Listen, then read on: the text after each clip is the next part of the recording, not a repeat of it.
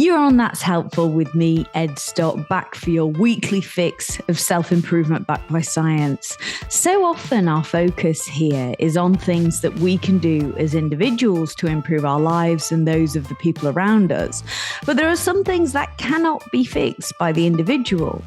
Regardless, society tells us that we're responsible for massive global crises like climate change, marginalised people are responsible for their own oppression, and people living in poverty just need to work harder. Whilst many of us rationally know these things are absolutely not true, we struggle to let go of that systemic shame. Social psychologist Dr Devon Price is on a mission to help us with this very unhelpful feeling, and he's the author of Unlearning Shame, How We Can Reject Self-Blame Culture and Reclaim Our Own Power. Devon, why is this such an area of interest for you? Tell me about your own experience with shame and how you've dealt with that in your own life. Yeah, well, I first of all think I see this problem right now of individuals carrying the burden of blame for issues larger than themselves just about everywhere. Yeah. One place where it was really, really palpable to me and in a really annoying way was the way in which a lot of our governments bungled the COVID-19 pandemic, but then individuals felt very responsible and ashamed for anything that they did that was imperfect. So here in my city, Chicago, in the US, we had a mayor who she closed all of the parks, she closed all of the beaches, all of the places that were relatively safer to socialize during COVID, and she opened up the restaurants. And then when case numbers spiked because people were having to go to work in the restaurant and get exposed to COVID, she would come on the television and say, oh, it's because of teenagers on the south and west sides of the city having house parties. And those are historically the more like black neighborhoods in the city. People are being irresponsible. These kids are being irresponsible. We're going to send them to jail for being bad individuals, when it was the city that was failing them. And then, of course, the federal government that was failing them, too. And I see that with so many different issues, whether it's climate change to, in my own life, the problem of solving your own oppression as a marginalized person. So as I'm seeing a lot of these kinds of conversations happening out in the world, I'm also just noticing that myself as a queer person, as a transgender person, anytime my body or my appearance gets a strange response from other people, I feel like there's something disgusting or dirty about me, or I'm failing to conform to a certain gender presentation adequately, or that I made a mistake by even choosing to transition, right? Like I put all of this blame on myself, even though people's attitudes about what a gender is supposed to look like, who's somebody supposed to be based on their body, this is centuries old stuff. This is stuff that's all wrapped up in colonialism and the oppression of women, all of these awful things. And so I was just seeing it really everywhere, this problem of people blaming themselves for problems much bigger than themselves. And I think when we don't see our problems in a broader context, we can't work on healing from them for one, or on working together to actually tackle these things. So that's when I started writing about it. Yeah, absolutely. It's kind of remarkable when you think about it. And so often we have these feelings of shame and we don't actually think about where they're coming from. Like, particularly, I think for so many people, when it comes to climate change, you know, they feel genuinely terrible and really anxiety ridden with that kind of thing. But then failed to be able to recognize that when you look at these huge global corporations or the companies who are actually doing so much worse than you using one plastic bag or forgetting your keep cup at the coffee shop, it's really hard for us to recognize that. Why do you think it is so hard for us to recognize the difference between personal shame and this systemic shame? And separate ourselves from our responsibility when it comes to systemic shame? I think part of why it's so hard to untangle is because a lot of these large corporations and these big systemic forces have really conditioned us to think in this way. So BP, British Petroleum, they introduced the idea of the personal carbon footprint in the 90s, and then eventually rolled out later on websites that people could use to calculate, okay, if I drive this many miles per week, here's how much damage I'm doing to the environment, to frame these behaviors that individuals make as a choice. And of course, we're going to feel guilty, especially because most of us really do care. We're really alarmed with what we're seeing in the environment. And so then we feel ashamed of our choices, but that prevents us from even really questioning, why am I driving so far? What would my alternatives even be? Do I live in a city with public transit? Do I have the option to work from home? Is the only place where my kids can get childcare this daycare center on the other side of town, and that's the only place I can afford? A lot of times, the personal choices that we're beating ourselves up for, we don't even actually have very much freedom of choice over at all. And I think that's really scary. I think most people do want to feel like they have control over their destinies and that they can do what is right. And it's that desire to do what is right that really gets turned against us, I think, and has us really beating ourselves up sometimes when it's really not on us, or on our own. We don't have the power to upend a lot of these systems that are doing so much damage. Yeah, it's so true, isn't it? And so, how else have you noticed shame play out when it comes to that gap between systemic failure and individual blame? It plays out in a lot of different ways. So, one way that we see it kind of manifest is that if people do feel really guilty and ashamed of their inability to do quote unquote enough to address an issue, a lot of times what gets presented to them as the way to assuage that guilt is consumption, right? So, if I feel Mm. really bad about racial injustice in my country and I feel guilty, let's say, as a white person, I'm going to have all of these books marketed to me about how I can be a better anti-racist, and I should buy up all of these books. I should make sure that I have, a BLM hashtag in my social media bio. It's all kind of about personal branding, personal consumption to signal I care about these things. I want to be a good person. I want to do the right thing. And that's not a bad impulse, right? But it's not enough when it's happening in a vacuum and when it becomes this very self-focused endeavor instead of, okay, how am I going to actually build up the relationships with people of color in my community, and what do they need? What do they want? And what can we fight for together that are going to uplift them rather than just, make me try to like purify my own conscience. So that's one way that we see it play out. I think we see a lot of people just losing a sense of scale of what's a high priority, what can I let go of because we can't do everything, and what is something that I do really want to really make some sacrifices for, or what can I make sacrifices for? And another really big problem with this systemic shame way of thinking is just how much it isolates us also. Mm. If these problems have shared, legal, economic origins, us personally wringing our hands and saying, I feel so bad that I'm not doing enough. I'm so wasteful. I'm not giving enough of my time. I need to not let people see all of my failures. That's the exact opposite thing from what we really should be doing. But it's really conditioned in us to withdraw and hide rather than be vulnerable and ask for help. Even though the only way we're going to move forward, I think, in dealing with any of these issues is by working together to address them. Absolutely. And so, what are some of the signs that we might be dealing personally with systemic shame? Yeah, so some of the ways that a person might be experiencing systemic shame is if you're always kind of seeing yourself and your actions through the lens of what's the worst way that people might judge me? How might people see this? What I'm doing? Do I need to hide everything that I'm actually doing, my actual choices from other people? If you feel a really strong need to justify why you made any choice that was kind of suboptimal, and you have this whole long story about how, well, I tried to do this, but then I had to go to this store and do this, and then I had to order it from Amazon. Please forgive me. Like you're in a confession booth. That's a big sign that a lot of this is tangled up for you.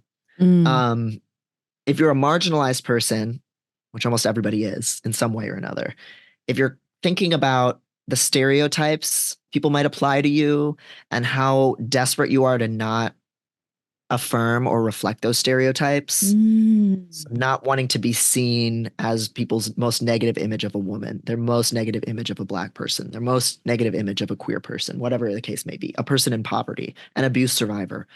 If you're trying to prove to yourself and others that you're one of the good ones, basically, that means you're also really personalizing these big systemic forces that, again, are so much larger than you. And there is no such thing as one of the good ones and one of the bad ones. We have to accept um, all of the flaws in ourselves and also from the people that we might kind of find ourselves judging as one of the bad ones, too. So that's also another warning sign to look out for is the judgments that we're ascribing to other people and what we kind of blame individuals in our lives for as well. Yeah, it's really interesting because I think if anybody's anything like me when they're listening, they're like, oh shit, yeah, I do that. Oh my God, yeah, I think that. Like it's super pervasive. How might we see this play out when it comes to our lives? Like what are some of the behaviors that we might be partaking in and that might be might be quite futile that we're kind of wrapped up in when we're feeling this systemic shame? Yeah, the systemic shame approach to every problem is basically you need to work harder, you need to sacrifice more, you need to do it all on your own, and you can't let anybody else see that you're struggling, right? So Mm. we see maybe a lot of like almost self-righteousness as kind of a front that we're projecting to the world of like, this is the right thing to do, I'm going to do the right things. Everyone else should also be doing the right things, and there's no excuse for deviating. But at the same time, that's actually impossible, right? Yeah. So everybody is concealing all of the ways in which they're really struggling to keep up with just the obligations of staying alive, for one, let alone of trying to be a good person and make a positive difference in others' lives. Lots of isolation, lots of not asking for help. Again, lots of consumption or image management. So doing what you can to modify how others see you and being really concerned with looking like a good person more so than the actuality of, do my actions line up with what I think is important? Being worried about anybody disapproving of you, even if their perspective and worldview maybe runs counter to yours. And ultimately, Mm. being true to your values means sometimes you're going to disappoint people who have a different value system from you. Those are really big factors. Also, we tend to see people being really fixated on personal accomplishments and again beating those stereotypes, being the best version of a member of their identity group that they can possibly be, and thinking that, okay, my freedom is going to come from me earning a lot of money, achieving incredible things, um, contributing a lot in whatever, capitalistic sense that we've been indoctrinated to believe that is. And again, just not really having a lot of time for slowness, weakness, not knowing what the answer is, Hmm. needing help, and all of those things that are really essential to actual community building. Yeah, absolutely. And so you touched on it a little bit before in terms of, big corporations have kind of fed into it benefits them that we take on this sense of shame and we believe that it's our fault as individuals. And it kind of absconds them of any guilt. But how else did we get here? Like what else contributed to us becoming so personally guilty for things that just are way beyond our control? Yeah, so it was used as a tactic by corporations because there was already such a fertile ground for this kind of guilt and shame there. So, puritanical Christian values, any place in the world where those have really been widely spread, which is a lot of places in the world, unfortunately, there is this really fertile territory for people to believe I am inherently bad and nasty and wrong, and I can't let people see the badness in me. I need to redeem myself through working really hard and doing incredible things. And Mm. there's really no excuse for struggling. That's a very puritanical value. They really didn't believe in charity. They thought giving charity to other people was actually morally condemning those people. That basically, if you were helping someone in need, they would never have like the moral strength to pull themselves up by their bootstraps. And so that's really embedded in a lot of our beliefs culturally across the world. And it's also built into how a lot of our government systems Hmm. operate. A lot of times we still kind of blame the victim for their own plight, whether it's being really, really strict on a governmental level in parceling out who deserves disability benefits, who's unemployed and is working hard enough to actually deserve unemployment. They really need to prove it. Welfare benefits, all of those things. We are just so withholding of any kind of community care. And one way that governments justify that is by saying these people don't deserve help. they're selfish, they're lazy, they're lying, and they are bad people. And we should assume that there's something inherently wrong and shameful with who they are. That's why they are struggling. So it's a really rich history. Some anthropological research even also says that as we kind of moved from being more hunter-gatherer, more egalitarian societies toward having more hierarchy and more private property, that seems to be when cultures also started shaming people more Mm. as a form of social control and as a way of maintaining that hierarchy. There's just a lot more reason to assign shame in a culture where there are lower castes and lower classes. So that's also a big part of the history of why we do these things too, and why it's so seductive to us when we get taught you need to feel shame or other people need to be shamed for their choices. There's a lot of programming there that really makes that a familiar groove that's been dug in our brains. Yeah, because I guess if you can't do anything about these things, but you feel a sense of shame about not being able to do these things, then it kind of feeds into it, because then in your own head, you're still a good person because you do feel guilty about it.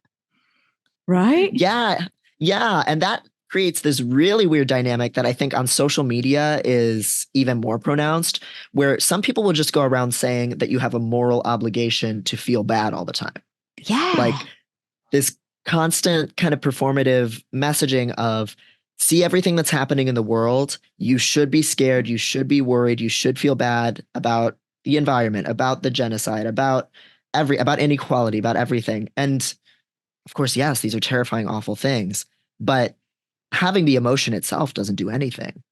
It's again very puritanical to think feeling bad is itself some kind of penance that does anything in the world.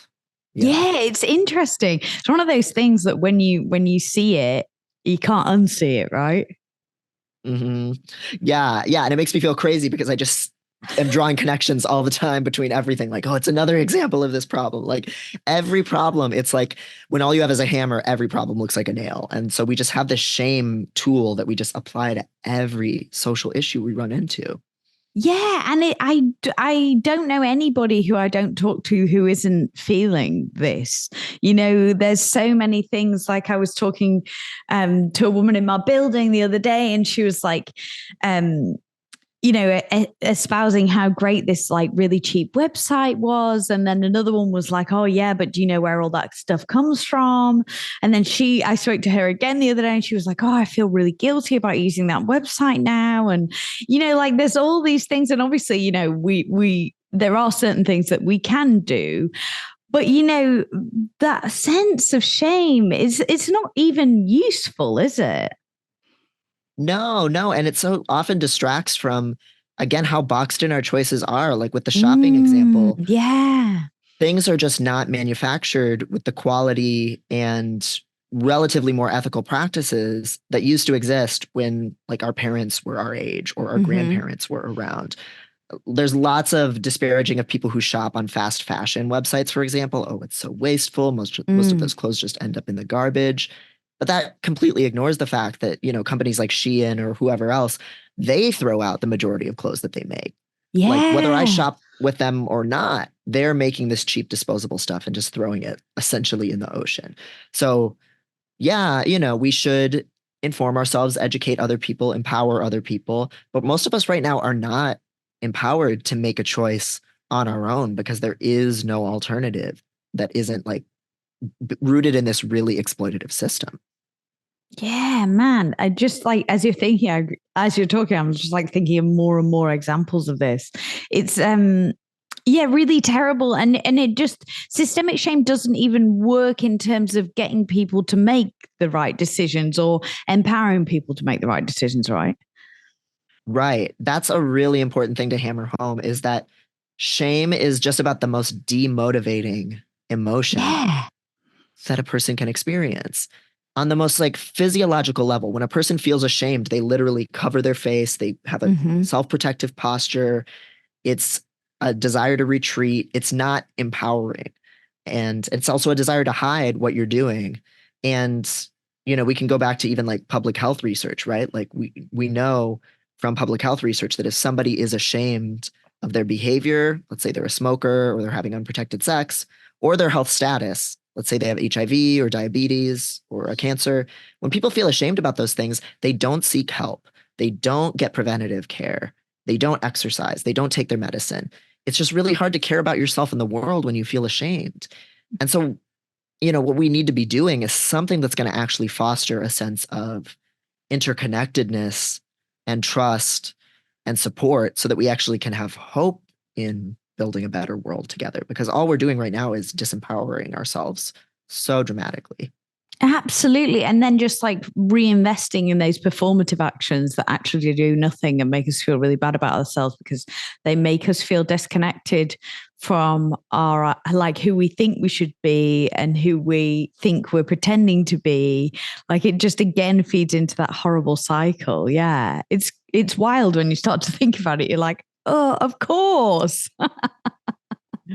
Yeah, it's tough. It can be a real downward spiral. And I think it's really easy to like project, your own shame when you feel that way. Because if you feel like you're never measuring up, it's so easy to just say, okay, everybody else needs to get their act together, stop buying these phones that have the components mined from the Congo, stop doing all these things. And it's like, okay, yes, what you were saying is that something needs to change, something really wrong is happening. That moral clarity is great, but we need to think bigger picture than just our own feelings of guilt. Yeah.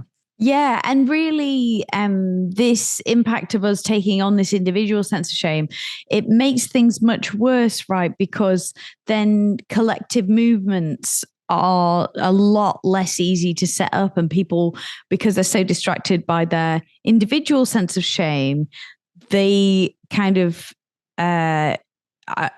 absolve responsibility of these corporations or the people who are making us feel terrible, and fail to start those collective movements, right? Right. Yeah.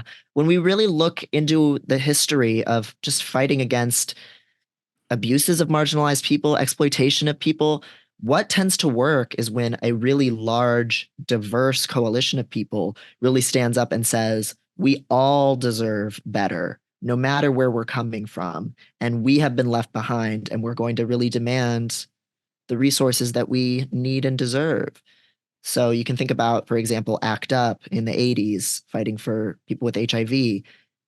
That was everybody with HIV, right? It wasn't just the respectable cases, whatever that means. People who were doing sex work, people who were using heroin with dirty needles, people who were having unprotected sex. All of those lives had to be seen as really sacred and important. Nobody was to blame for falling ill. There was that famous phrase from ACT UP, all AIDS patients are innocent, right? And I think right now, I can't imagine us having a movement quite like that, because we do so much pointing of the finger of, if you had this disease and you spread it to someone else, you're a murderer. And that's not the way that we actually promote, safer sex practices, demanding that the government take something seriously, doing more research on treatment and all of those things. And that's true whether we talk about climate change or we talk about anti-racism or anything else. A lot of people need to recognize, okay, we all have some skin in the game here.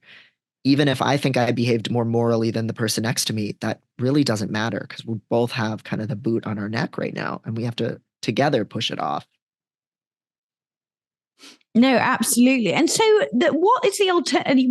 Obviously, the collective movement is the way that we push back against this. But what is the alternative to systemic shame? What other option do we have? Yeah. So when I was thinking about this, when I was writing Unlearning Shame, the first half of the book is all about all of the doom and gloom and all of the stuff we've been talking about so far, and me just connecting all of the dots to so many different examples of like where it's come from in our history, where it's still a problem today, and just foaming at the mouth. And I knew I had to give people something more positive than that, than just validating that this is a problem.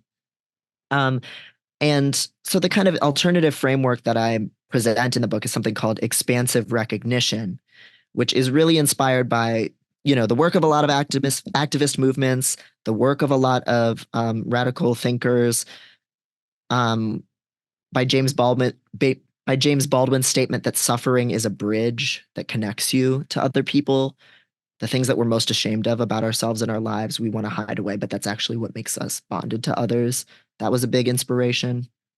And so expansive recognition is this idea of recognizing yourself and your own struggles in the other, in other people, seeing that whatever you're going through, whatever you're most ashamed of, whatever you feel like you're failing at, that is present in someone else.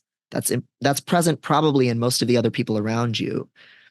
Even like the neighbors you never say hello to and like wait until they get inside their apartment before you leave yours. All of those little shameful, weird things that we sometimes do that isolate ourselves.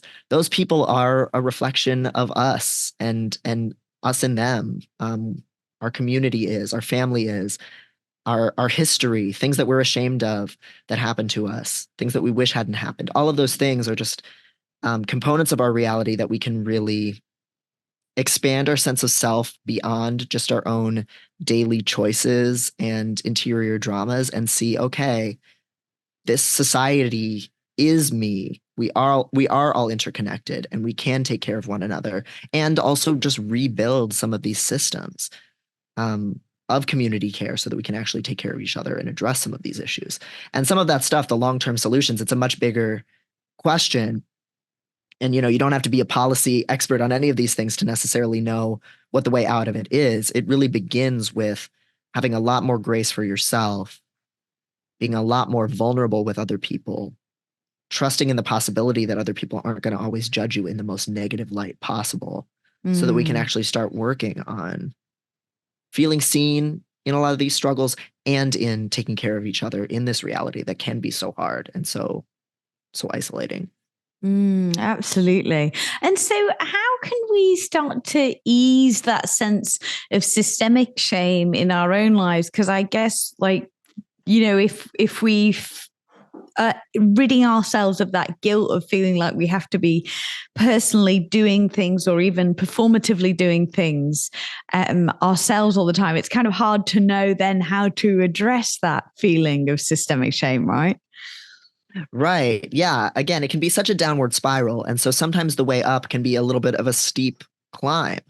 So it happens in layers. And I kind of in the book walk it through kind of working on your shame on a personal level, and then kind of working on your interpersonal relationships. And then you can start to think about those bigger questions of, what does forming community mean for me? What can I do to make sure that my mark on this earth feels meaningful, even while accepting that I'm just one person and there's only so much that I can do? So a lot of it at first is learning to be vulnerable with other people about your imperfections and your shame itself, even. There's a degree of radical acceptance that really comes in, both accepting the fact that you've done things you aren't proud of or done things that you aren't happy with, and also accepting the fact that you feel shame itself, that you live in a society that's really conditioned you to feel a lot of negative things about yourself. And maybe the goal isn't feeling confident and morally pure all of the time, that like you are fine and worthy of being regarded and recognized by others exactly as you are right now, no matter how like neurotic and struggling that is, because they are probably also, again, agonizing over this same stuff. So that's a really important first step, is just speaking to that shame, trying to at least act like you accept yourself where you are. Behavior comes first, and sometimes the rest will follow, and forging those connections with other people. And that's where the interpersonal piece comes in, hearing what they're struggling with, really listening to them and accepting them wherever they're at. And through that, learning, okay, if they're okay and lovable, even with their flaws and limitations, maybe I am too. And it's small stuff, but we have to do it every day. And brick by brick, that becomes a entire wall of human connections and community support, and unlearning our first impulse. Because I think for some of us, our first impulse is always going to be, oh, I can't let anybody see this. I can't let anybody hear this. And the truth is, you can still have a meaningful, interconnected life. Even if you still feel that stuff the whole rest of your life, you can still unlearn the patterns and build the connections that help get you out of this stuff. Yeah, and that's incredibly liberating, isn't it, for both us and people around us? Yeah, I think it is. I think sometimes, again, maybe it's like the moral puritanism or something, or like too many self-help books. I say as a self-help author, we like think we're supposed to just be over it. Yeah. And there is no over it. No. It's okay if we're never over it. Like we're fine as we are. Even if those feelings do suck, like we can still move forward and still say, hey, I need some help. Hey, I'm having trouble doing the right thing or what I think is the right thing here. Or, hey, I'm just really bothered by all this injustice. I feel really stuck. You lean on me and I can lean on you, even if I'm totally a mess. Like that's completely fine. We all are going to feel like messes because none of us can actually do any of this on our own. No, it's so interesting when you actually start to think about where all of this comes from and the fact that for so many people, if they're feeling shame around something, it just stops you from being able to do anything to help in that regard. Like you just feel like throwing your head in the sand, ignoring it, like it's too big for you to be able to take on or deal with. Whereas actually, if we come at this from an imperfectionist standpoint, then I think, so many of us can start to reconnect, but also recognize those little things that we can all be doing, which I absolutely love. Yeah. I think shame is very funnily effective at making everything so overdramatic. We think our problems are the biggest, most disgusting problems. Anything bad that's happened to us, anything that we desire that we're ashamed of, we think we're like the most disgusting freak in the world. And then when you speak to one other person, then you find out, oh no, I've had like, let's say, dark, disturbing sexual fantasies before too. And you're like, oh, okay, maybe I'm not a terrifying person. Or like, oh yes, I've done things that have hurt other people's feelings too. Oh, okay. This is actually incredibly mundane. Whatever the most dramatically awful thing in our life is that we feel ashamed of, it's actually completely mundane. And it's only thinking it's the most dramatic, unspeakable thing in the world, again, that keeps us so isolated. And it does not have to be that way. Yeah, absolutely. Devon, this has been amazing. If we only take one thing from our conversation, what's the one thing you want people to take away? I guess take a risk with trusting somebody else with something that you haven't talked about before. Whether it's, just some feeling you have that you're still trying to work out and make sense of, and you don't have a perfect packaged version of it yet, or something bad that happened to you you're ashamed of, or something you did. Just try and take the risk with trusting people with that vulnerability, and it really will pay dividends for both of you in that interaction. Yeah, absolutely. That's lovely. Thank you so much, Devon. I really appreciate you sparing me the time. It's been such a joy to chat. Yeah, thank you so much for having me. Who knew talking about shame could be so uplifting and fun? I love it. Dr. Devon Price is a social psychologist, and he's the author of Unlearning Shame, How We Can Reject Self-Blame Culture and Reclaim Our Power. I'm going to put the link to Devon's book in the show notes and where you can find him on social media, because you're going to love what he's sharing over there, because it's really going to help reinforce everything we spoke about today. And definitely check out the book if this is something that's hit home for you. I think once you start thinking about this, it really becomes so obvious in your life. And as I say, it's one of those things that you just can't unsee. You're going to be like Devon and I now. We're going to be drawing links all over the place and be like, damn. And that is the first step to creating actual change and releasing ourselves of this terrible sense of shame. So I hope that's been helpful for you. If you're enjoying the podcast so far, please leave me a review wherever you're listening. I really appreciate it. And it helps other people find our little self-help pub too. I'm Ed Stott, and I sincerely hope that's helpful.